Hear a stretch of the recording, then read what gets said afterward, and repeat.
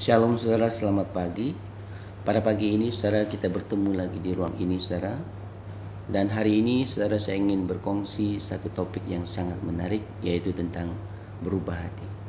Saudara tahu bahwa terkadang saudara walaupun pasangan kekasih itu sudah bertahun-tahun bersama, berpacaran, berpegang tangan, makan bersama, berjalan bersama, belajar bersama, namun saudara hubungan itu bisa putus juga. Malah suami istri juga saudara, biarpun sudah bertahun-tahun berkawin, tinggal sebumbung, tidur sekatil, saudara beranak pinak, namun pasangan itu boleh bercerai juga. Nah saudara, kalau sekiranya hubungan sesama manusia ataupun hubungan kita sesama kekasih kita, saudara putus, ia hanya akan membawa kekecewaan, rasa kesunyian, rasa tertipu, terpedaya. Itu saja yang kita rasa. Ya pasti ia menyakitkan. Namun ia hanya berbentuk sementara.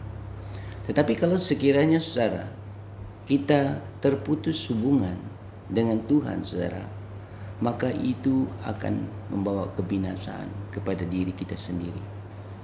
Maka karena itulah saudara, pada hari ini saudara, kita mau supaya hubungan kita dengan Tuhan itu tidak terputus selamanya.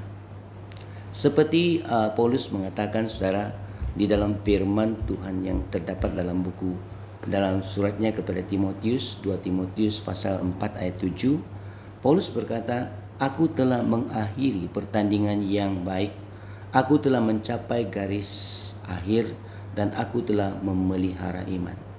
Saudara lihat, Paulus adalah seorang yang kita boleh jadikan contoh bahwa cintanya terhadap Tuhan itu tidak pernah padam. Dan cintanya terhadap Tuhan itu saudara tidak pernah putus.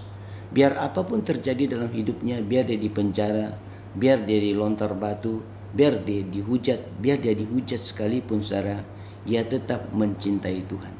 Karena itulah ketika dia menulis surat kepada Timotius saudara, di akhir-akhir hidupnya, dia berkata kepada Timotius bahwa aku telah mengakhiri pertandingan yang baik, aku telah mencapai garis akhir, dan aku telah memelihara iman. Nah, dapatkah kita berkata demikian pada usia-usia di mana kita sudah meningkat tua, atau pada saat kita sudah lanjut usia kita saudara, dapatkah kita berkata bahwa kita sudah mengakhiri pertandingan ini dengan baik dan kita sudah mencapai garis akhir, dan saudara kita telah memelihara iman kita dengan baik? Saudara, Paulus adalah orang yang sudah memberi contoh kepada kita bahwa saudara, kita sebagai orang yang percaya dapat hidup mencintai Tuhan selamanya, biar apapun terjadi saudara. Nah, walaupun begitu saudara, ternyata dalam hidup ini saudara banyak tantangan dan banyak cabaran saudara untuk kita menjadi tidak setia terhadap Tuhan. Dan ada seorang dalam Alkitab yang sangat pasti bahwa ia tidak akan pernah menyangkal Tuhan walau apapun. Dan tahukah saudara siapakah orang itu? Ia sangat pasti bahwa ia tidak akan menyangkal Tuhan, dan ia sangat pasti bahwa malah ia sanggup mati untuk Tuhan. Malah ia berkata bahwa biar semua orang menyangkal Tuhan, ia tidak akan menyangkalnya. Nah, kita lihat dalam buku Matius pasal 26 ayat 33. Saya akan baca, dan orang itu ialah Petrus namanya.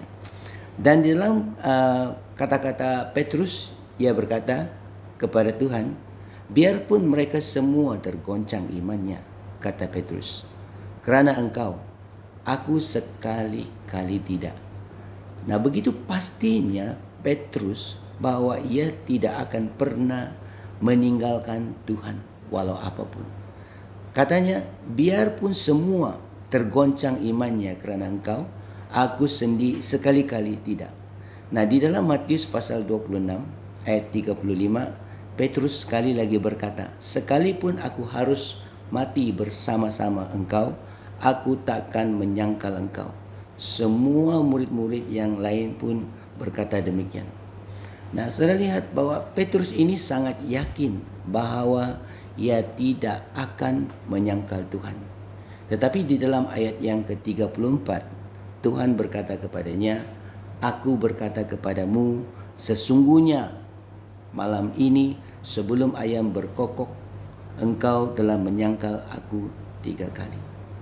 Nah, orang yang begitu pasti, saudara, bahwa ia tidak akan menyangkal Tuhan, dan akhir-akhirnya, saudara, pada akhir-akhirnya ia menyangkal Tuhan sebanyak 3 kali.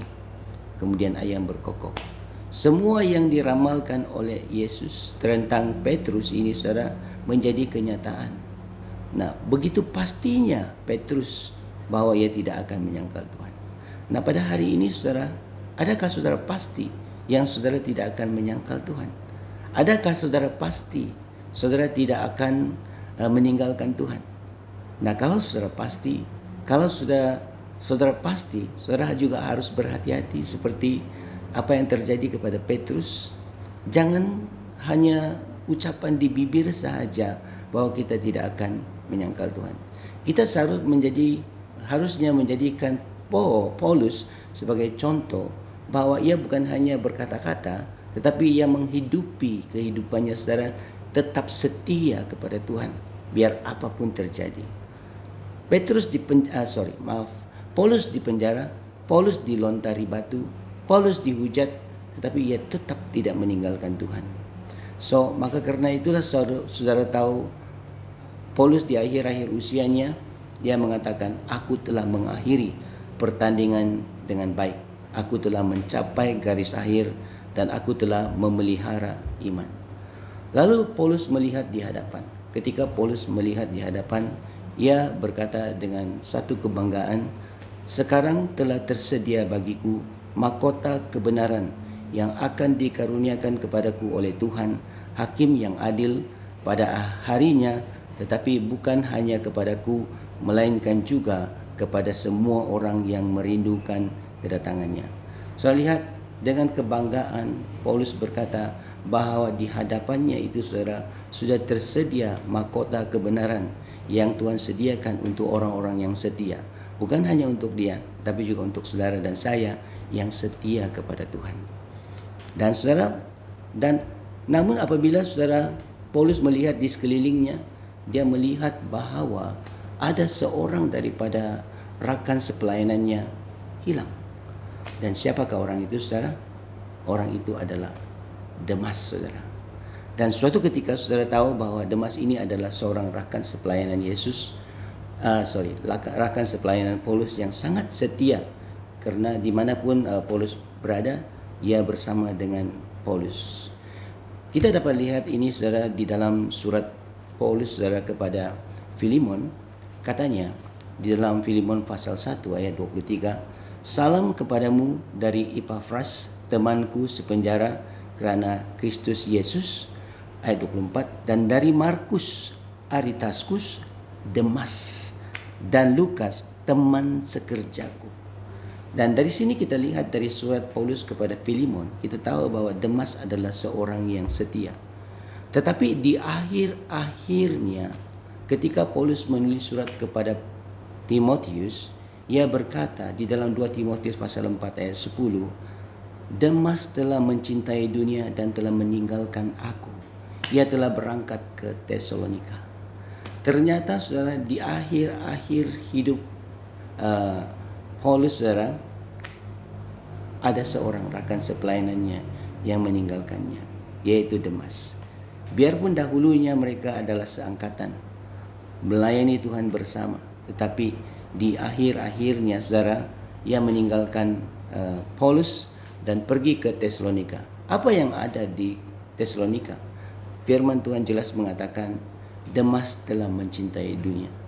Sudah pasti di Tesalonika itu, saudara, banyak keindahan-keindahan duniawi yang menarik perhatian Demas sehingga ia sanggup meninggalkan Tuhan. Dan pada hari ini juga, saudara, kita harus hidup berhati-hati, saudara. Banyak yang dapat ditawarkan oleh dunia ini, saudara, tetapi yang dapat ditawarkan di akhirat nanti hanya 2, yaitu surga ataupun neraka. Makanya saudara, pilihan saudara pada hari ini saudara sangat penting untuk menentukan di manakah saudara akan berada di akhirat nanti. Maka karena itulah saudara, kita harus pastikan bahwa hati ini tidak berubah terhadap Tuhan. Demas berubah hati. Dia pergi meninggalkan Paulus, dan dia pergi bukan hanya meninggalkan Paulus. Firman Tuhan mengatakan dia mulai mencintai dunia. Dia mulai suka terhadap apa yang dunia tawarkan, malah sanggup meninggalkan Tuhan. Dan Paulus mengatakan dia pergi ke Tesalonika karena di Tesalonika itu penuh dengan keindahan duniawi. Nah, mengapakah itu terjadi, saudara? Itu terjadi karena berubah hati. Kalau saudara hanya berubah hati karena cinta, it's okay. Saudara hanya rasa kesunyian, saudara akan rasa kehilangan sementara. Tapi kalau saudara kehilangan Tuhan, saudara kehilangan segala-galanya. Amin. Maka karena itulah saudara, pada pagi ini kita harus belajar menjaga hati ini saudara, supaya jangan berubah. Sebab kalau hati kita ini berubah saudara terhadap Tuhan, saudara, dia tidak akan menguntungkan, malah merugikan. Karena itulah Yesus memberi pesan kepada gereja di Efesus. Katanya, namun aku mencela engkau karena engkau telah meninggalkan kasih yang semula. Artinya saudara, dulunya jemaat di Efesus ini adalah jemaat yang sangat mencintai Tuhan. Tetapi mereka akhirnya cinta mereka itu mulai pudar dan mulai padam. Karena itulah Yesus memberi pesan kepada jemaat di Efesus, aku mencela engkau karena engkau telah meninggalkan cinta yang semula.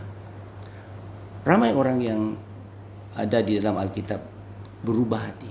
Contohnya Raja Saul. Raja Saul dahulunya adalah seorang yang taat kepada Nabi Samuel, tunduk kepada firman Tuhan, seorang raja yang rendah hati.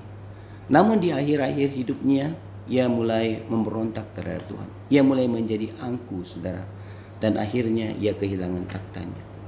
Yudas Iskariot panggilannya adalah panggilan rasul, tetapi karena tamakkan uang, saudara, ia sanggup menjual Yesus dan akhirnya ia kehilangan panggilannya. Bukan itu saja, malah ia menggantung dirinya, bunuh diri sehingga tali terputus dan perutnya semua terburai dan ia mati. Nah, itu akibat berubah hati, saudara. Simpson dahulu seorang yang sangat setia. Ia menyimpan rambutnya panjang. Karena apa? Karena ia adalah seorang Nazarin dan dia berjanji setia kepada Tuhan. Namun karena hawa nafsu, saudara, ia terpikat dengan ramai wanita-wanita yang tidak percaya. Dan akhirnya, saudara, apa yang terjadi? Matanya menjadi buta, saudara, dicungkil dan dia mati. Raja Salomo lagi, saudara. Raja Salomo seorang raja yang sangat bijaksana dari soal banyak perkara, tetapi karena istrinya terlalu ramai dan kebanyakan istrinya itu adalah orang-orang yang tidak percaya, menyembah berhala, dan istri-istri inilah yang telah membawa dia kepada penyembahan berhala. Demas baru kita sebut tadi, yang meninggalkan Paulus, bukan hanya meninggalkan Paulus, malah meninggalkan Tuhan, mulai mencintai dunia, dan akhirnya dia pergi ke Tesalonika untuk menikmati nikmat dunia ini, saudara. Maka itu, saudara, Yesus memberi pesan kepada kita dalam Matius 26 ayat 41, berjaga-jagalah dan berdoalah supaya kamu jangan jatuh ke dalam pencobaan. Roh memang penurut, tetapi daging lemah. Yesus berkata, berjaga-jaga dan berdoalah. Ternyata, saudara, berdoa saja itu tidak cukup, tapi kita juga harus berjaga-jaga. Ya, berjaga-jaga. Apa yang masuk dalam pikiran kita, apa yang kita lihat, apa yang kita dengar, apa yang dunia tawarkan, saudara, kita harus berjaga-jaga. Jangan hanya berdoa, tetapi kita juga berjaga-jaga. Ya, saudara. Karena kalau kita berjaga-jaga, kita senantiasa alert, Kita hanya senantiasa sadar apa yang datang di hadapan kita. Amin. Jangan hanya berdoa. Ramai orang yang hanya hidup berdoa saja. Ternyata orang-orang ini juga akhirnya jatuh. Kenapa? Mereka tidak berjaga-jaga. Mereka hanya berdoa. 1 Petrus pasal 5 ayat 8 sudah memberi pesan lagi kepada kita. Sadarlah dan berjaga-jagalah. Lawanmu si iblis berjalan sekeliling sama seperti singa yang mengaum-ngaum dan mencari orang yang dapat ditelannya. Nah, iblis tidak pernah berhenti bekerja untuk membinasakan keturunan Adam. Pada hari ini saudara, sementara saudara sudah mendengar renungan pada pagi ini saudara, berjaga-jagalah dan berdoalah supaya saudara jangan jatuh, supaya saudara jangan berubah hati. Bagaimana kita dapat menjaga hati ini saudara? Renungi firman Tuhan siang dan malam. Jangan hanya merenunginya, tapi juga mentaatinya, tapi juga tunduk kepada firman Tuhan. Ada amin saudara? Dan berdoalah senantiasa dan berjagalah dan ambil waktu untuk senantiasa menyembah Dia, membina hubungan yang intim dengan Tuhan. Maka saudara akan dapat berkata saudara seperti Paulus bahwa saudara sudah mengakhiri pelarian ini saudara dengan cemerlang. Amin. So, shalom saudara. Itu renungan pada hari ini saudara. Saya harap renungan pada hari ini saudara dapat memberkati hidup saudara, dan saya harap saudara akan lebih mencintai Tuhan lagi. Mari kita berdoa. Bapa di surga, pada saat ini Tuhan, saya ingin berdoa Tuhan untuk setiap pendengar firman-Mu yang telah mendengar firman-Mu pada pagi ini, agar Engkau Tuhan menjaga hati kami, agar kami jangan jatuh, agar kami tidak berubah hati saudara Tuhan terhadap Engkau, melainkan lebih mencintai Engkau dan lebih rindu untuk merenungi firman-Mu siang dan malam Tuhan. Dan Tuhan ajar kami untuk lebih mentaati Engkau Tuhan, dan ajar kami Tuhan untuk menyembah Engkau Tuhan. Di dalam nama Yesus Tuhan saya berdoa. Amin. Terima kasih saudara. Tuhan berkati.